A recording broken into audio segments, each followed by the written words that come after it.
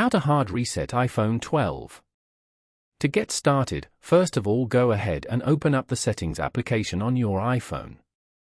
Once you're here, scroll down until you find the General option and tap on it.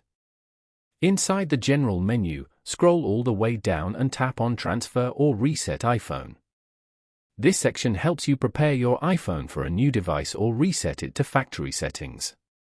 Now, tap on the Erase All Content and Settings. You will be taken to the Erase This iPhone page. This action will sign you out of your Apple account and remove your personal data.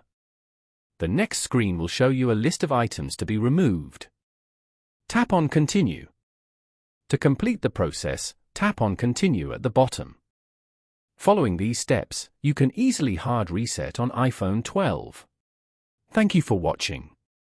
Please leave a like if this tutorial helped you, or leave a comment below if you have any questions related to the video.